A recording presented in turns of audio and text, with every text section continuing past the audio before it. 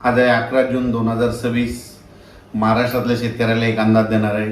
कारण की राज्यामध्ये काय झालं, मान्सून बरेच म्हणजे दाखल झाला, पण ते काय झालं काही जिल्ह्यातच झाला. म्हणजे सांगली जिल्हा, सोलापूर जिल्हा, त्याच्यानंतर सातारा, कोल्हापूर ह्या पट्ट्यामध्ये इकडं बीडच्या काही भागापर्यंत आला, पण त्याच्यानंतर ते तिथंच स्थिरावला. त्याच्यानंतर त्या मान्सूननं पूर्ण प्रगती केलीच नाही. तर राज्यात परत पाऊस कधी येणार आहे? तर राज्यातल्या सर्व शेतकऱ्याला सांगू इच्छितो की आज आहे 11 जून 2026. 13 जूनच्या नंतर काय होईल राज्यामध्ये? आता हे जे आजपर्यंत जे थांबलेला पाऊस आहे ते 13 जूनपासून परत राज्यामध्ये पावसाला थोडी सुरुवात होणार आहे. 13 जून नंतर जे पाऊस पडेल, 13ला पडेल, 14, 15, 16, 17, 18, 19 हे काय होईल, एक दिवस पडेल, पुन्हा दुसऱ्या दिवशी येणार नाही, तिसऱ्या दिवशी पडेल, चौथ्या दिवशी येणार नाही. म्हणजे 13ला येईल तर 14ला येणार नाही, 15ला येईल तर 16ला येणार नाही, 17ला येईल तर 18ला येणार नाही. असं करत करत काय होईल, या 18-19 तारखेपर्यंत हे पावसाचं वातावरण असंच राज्यभर विखुरलेलं स्वरूपाचं भाग बदलत पडत राहणार आहे. मग राज्यात मान्सूनचा पाऊस परत करीत दाखल होणार आणि शेतकऱ्याचे पेरण्या कधी होणार? तर राज्यातल्या सर्व शेतकऱ्याला सांगू इच्छितो की मी पहिल्यापासूनच म्हटलं होतं की यावर्षी 3 टप्प्यामध्ये पेरण्या होणार आहेत. एक टप्पा राहील 7 ते 14 जूनचा. तर 7 ते 14 मध्ये काही भागामध्ये इकडं केजच्या पलीकडे तिकडं काही भागामध्ये जिथं जास्त पाऊस पडला तिकडं पेरण्या सुरू झाल्या, त्यांचे फोन देखील आले. इकडे सातारा, सांगली, कोल्हापूरकडे देखील ते सोयाबीन तिकडं देखील काही भागामध्ये पेरण्या सुरू झाल्या, लागवडी सुरू झाल्या.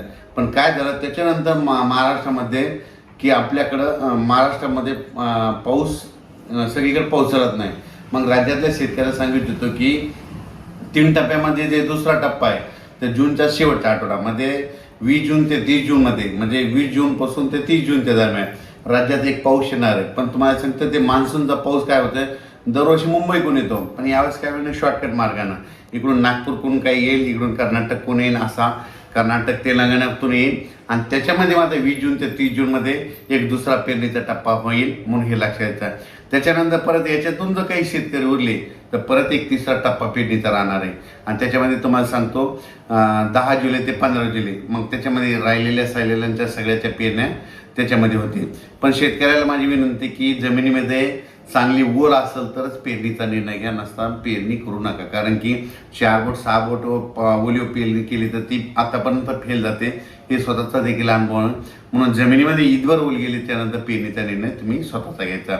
आणि राज्यामध्ये मात्र 20 जूनपासून म्हणजे 20 काय होईल, बऱ्याच भागामध्ये पावसाला सुरुवात होईल. मग ते मान्सूनचाच पाऊस असेल 20च्या नंतर ते 21, 22, 23 जसं जसं ते जूनच्या शेवटच्या आठवडा येईल तसं मग काही भागामध्ये बऱ्याच ठिकाणी मान्सून दाखल होईल आणि त्याच्यामध्ये देखील एक पेरण्या होतील. आणि त्याच्यामधून जर काही शेतकरी उरले तर 10 जुलै ते 15 जुलैमध्ये पेरण्या होतील, म्हणून हे लक्षात घ्यायचं.